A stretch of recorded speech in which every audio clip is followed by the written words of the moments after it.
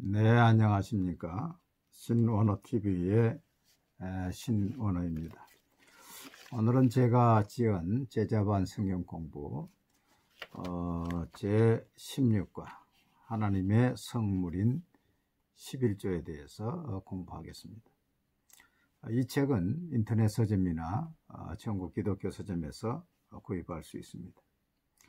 너희 대적을 내 손에 붙이신 지극히 높으신 하나님을 찬송하리로다 하며 아브라함이 그 얻은 것의 10분의 1을 멜기세덱에게 주었더라. 성경의 최초로 11조에 대한 말씀입니다. 초대교부 터틀리아는 11조는 창조의 법칙이다 그랬습니다. 창조의 법칙. 금란교회 김홍도 목사님은 11조는 제2의 복음이다 그랬습니다. 제1의 복음이 피의 복음, 구속의 복음이고 제2의 복음이 물질의 복음, 11조다 하고 말이죠. 어떤 성도는 이렇게 말했습니다. 모든 성도는 11조에 시험이 들든지 아니면 11조로 하나님을 시험하든지 둘 중 하나이다. 참 멋있는 말이었어요. 11조에 시험이 들든지 아니면 11조를 시험하든지 하나님을 시험하든지 둘 중 하나지. 11조로 축복을 받은 록펠러는 온전한 11조를 3년을 하고도 손해본 사람이 있으면 내게 오시오. 내가 갚아주겠소. 그런 말을 했습니다. 미국의 사업가 알렉산더 귀르도 누구든지 하나님이 계신지 안 계신지 모르겠다는 사람은 온전한 11조를 드려보라. 그리하면 하나님이 살아계신 것을 체험할 것이요 당신의 수입이 달라지는 것을 볼 수 있을 것이다. 11조는 하나님의 것이다. 11조를 통하여 하나님을 체험하는 자가 있는가 하면 11조를 통하여 시험에 들기도 한다. 11조를 뛰어넘지 못하면 그의 신앙은 거기에서 끝나게 되지만 11조를 뛰어넘는 자는 하나님의 정직하심과 풍성하심을 체험하며 그 자신까지도 쓰임받게 된다. 여러분 11조에 걸려있는 사람은 그 신앙이 거기서 끝납니다. 거기서 끝나요. 항상 물질의 시험만 들다가 끝나요. 그걸 뛰어넘는 사람은 하나님의 풍성하심, 정직하심을 체험하고 그 자신까지도 쓰임받지. 성경의 최초로 11조를 드린 사람은 누구였는가? 창세기 14장 20절 너희 대적을 내 손에 붙이신 지극히 높으신 하나님을 찬송할지로다 하며 아브라함이 그 얻은 것 10분의 1을 멜기세덱에게 주었더라. 아브라함이 최초로 11조를 드렸습니다. 야곱은 하나님께 무엇을 약속했는가? 창세기 28장 22절에 내가 기둥으로 세운 이 돌이 하나님의 집이 될 것이 하나님께서 내게 주신 모든 것에서 10분의 1을 내가 반드시 하나님께 드리겠나이다 하였더라. 율법이 있기 전에 벌써 믿음의 사람들은 하나님의 것을 구별했어요. 물질의 주인이 하나님이라 그런 것을 11조로 인정을 했지요. 11조는 물질의 신앙 고백입니다. 이게 하나님의 것이라는 걸 다 인정하는 것입니다. 11조를 무엇이라고 했는가? 레위기 27장 30절에 그리고 그 땅의 10분의 1 곧 그 땅의 곡식이나 나무의 열매는 그 10분의 1은 여호와의 것이니 여호와의 성물이라. 11조는 본래부터 하나님의 것이고 하나님의 성물입니다. 11조를 우리에게 준 적이 없어요. 한번 따라하세요. 11조는 하나님의 것이요 성물이다. 하나님의 것이에요. 그래서 내가 11조를 구별해서 하나님께 드리는 것이지 11조가 헌금이 아닙니다. 헌금이 아닙니다. 하나님의 것을 구별해 드리는 것이지.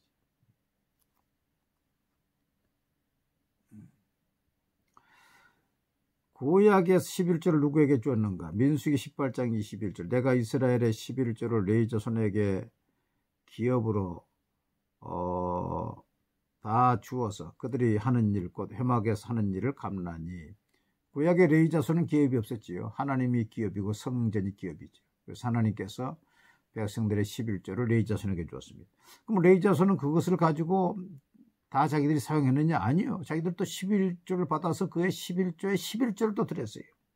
민수기 18장 26절에 너는 레인에게 말하여 그에게 이르라. 내가 이스라엘 자손에게 받아 너희에게 기업으로 준 11조를 너희가 그들에게서 받을 때에 그 11조의 11조를 거제로 여호와께 드릴 것이라. 너희는 이스라엘 자손에게서 받은 모든 것의 11조 중에서 여호와께 거제로 드리고 여호와께 드린 그 거제물은 제사장 아론에게 돌리되. 그래서 레위 자손도 11조의 11조를 이제 대제사장에게 또 바쳤지요. 11조를 내 개인 사정으로 사용할 수 있다고 하였는가? 신명기 26장 14절 보면 내가 애국하는 날에 이 성물을 먹지 아니하였고 부정한 몸으로 이를 떼어두지 아니하였고 죽은 자를 위하여 이를 쓰지 아니하였고 내 하나님 여호와의 말씀을 청종하여 주께서 내게 명령하신 대로 다 행하였사오니 원하건대 주의 거룩한 성소 하늘에서 보시고 주의 백성 이스라엘에게 복을 주시며 우리 조상들에게 맹세하여 우리에게 주신 젖과 꿀이 흐르는 땅에 복을 내리소서 할지니라. 애곡하는 날에 사람이 죽어서 얼마나 물질이 필요합니까? 그때도 써서는 안 된다. 죽은 자를 위해 써서도 안 된다. 이렇게 거룩히 구별해서 하나님께 드리오니 하나님이 이것을 보시고 복을 주옵소서 그렇게 드리면서 기도하라는 것입니다. 7. 11조가 돌아가지 않으면 우리의 신앙은 어떤 상태라고 하였는가? 말라기 3장 7절 만군의 여호와가 이르노라. 너희의 조상들의 날로부터 너희가 나의 규례를 떠나 지키지 아니하였다. 그런즉 내게로 돌아오라. 그러면 내가 너희에게로 돌아가리라 하였더니 너희가 이르기를 우리가 어떻게 하여야 돌아가리까 하는도다. 8절에 사람이 어찌 하나님의 것을 도둑질하겠느냐. 그러나 너희는 나의 것을 도둑질하고도 말하기를 우리가 어떻게 주의 것을 도둑질하였나이까 하는도다. 이는 곧 11조와 봉헌물이라. 11조를 범하면은 그 신앙이 하나님께로 돌아간 것이 아니라고 하십니다. 하나님께 돌아가지 않았어요. 주님 내가 주님을 사랑합니다. 뭐 고백하고 해도 물질이 안 돌아가면 하나님은 네가 아직 돌아오지 않았다. 하나님께로 신앙생활이 물질이 있는 곳에 마음이 있는데 그 물질이 안 돌아갔으니 하나님이 돌아오지 않았다고 그랬으니 그 사람 구원 받겠습니까? 신앙이 돌아오지 않았는데 하나님께서. 두 번째, 하나님의 것을 범하기 때문에 저주를 받았느니라. 하나님의 성물을 범하고 있으니 하나님 축복을 주겠습니까? 그 교회 다니면서도 신앙생활하면서도 복을 받지 못하는 것은 하나님을 체험하지 못하는 것은 11조가 안 들어갔기 때문에 그래요. 11조가 돌아가지 않으면 복을 못 받습니다. 저주를 받았느니라. 저주를. 우리 교회에 북한에 공헌 배우로 있었던 주순영 씨, 선교사 주순영 씨가 우리 교회에 2번 간증을 했습니다. 북한이 고난의 행군 때 중국의 사업가들을 모셔오라고 중국에 북한에서 파송을 했습니다.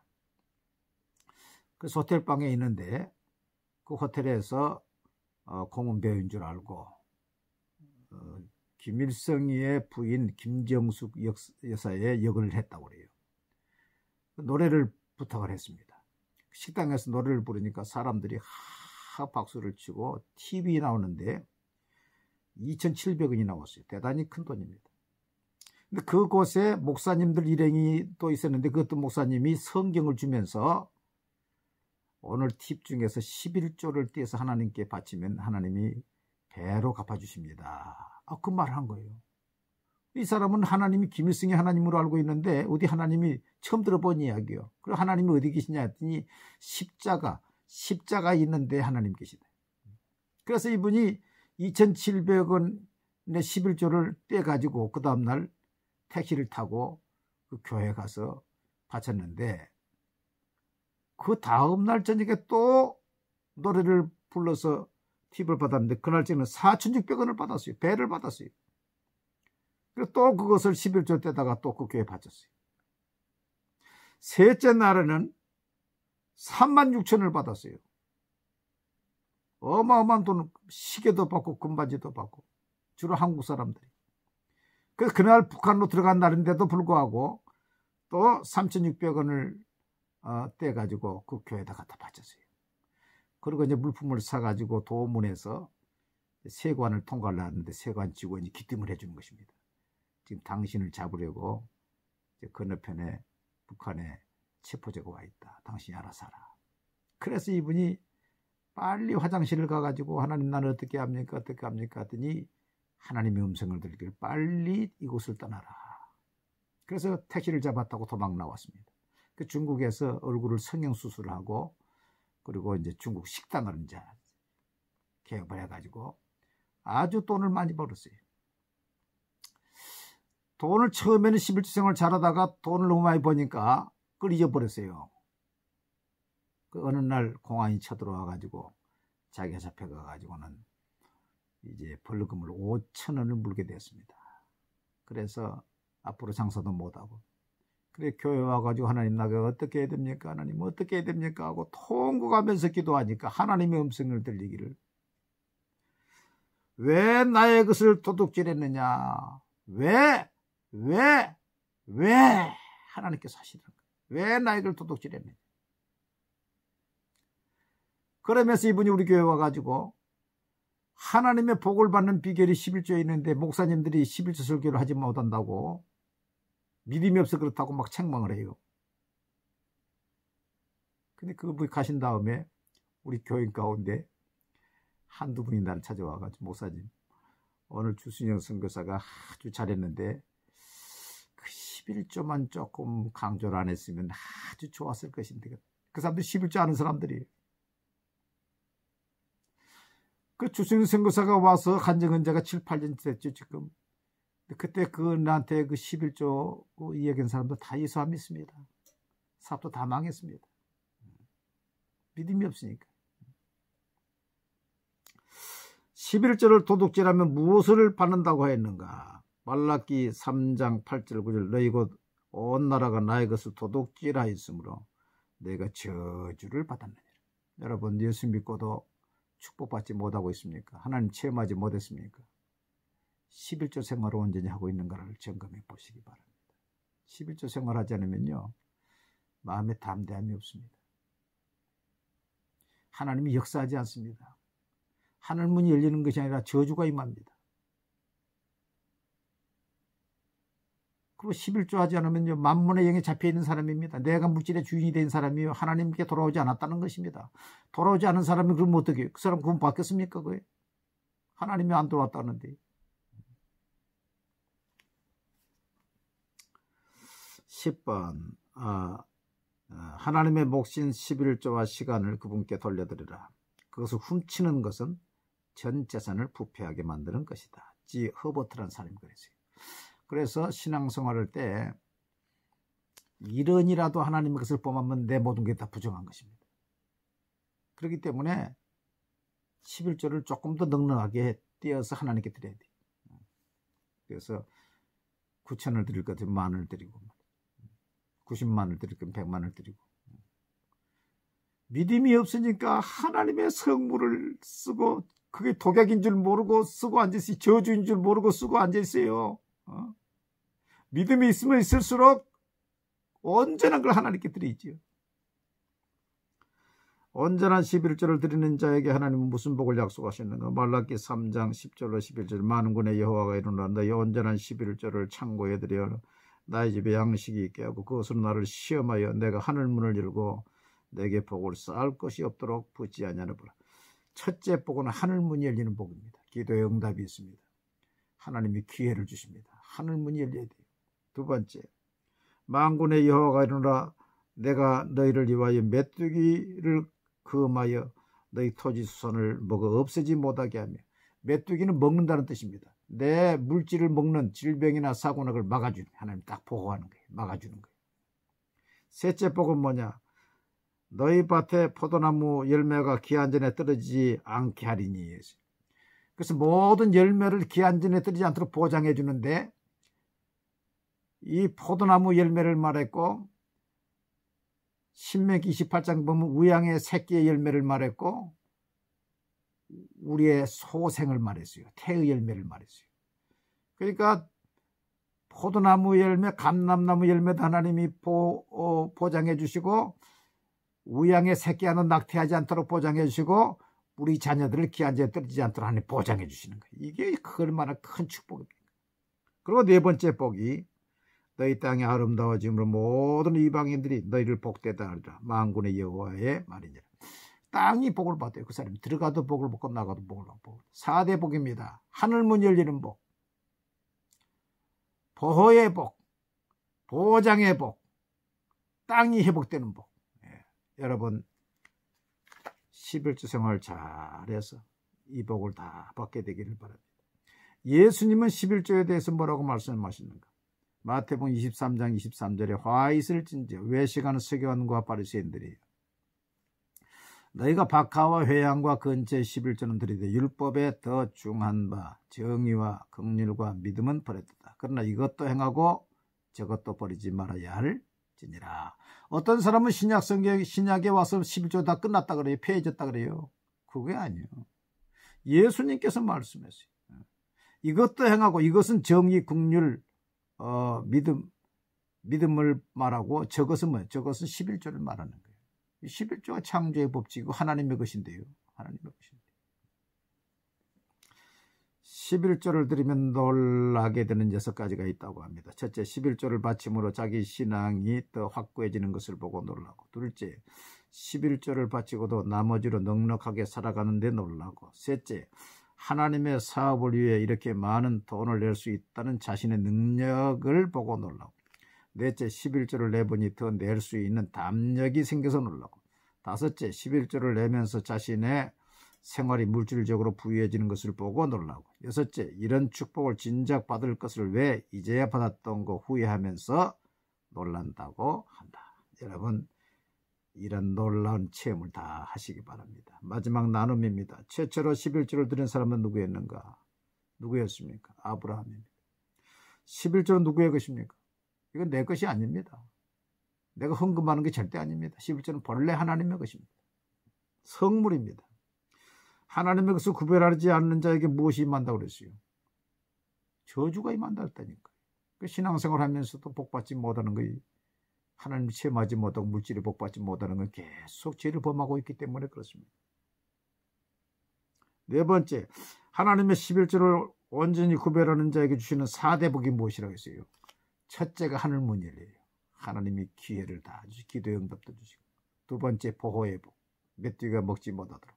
세 번째, 포도나무 열매, 우양의 새끼의 열매, 태 열매를 하나님이 보장해 주신다.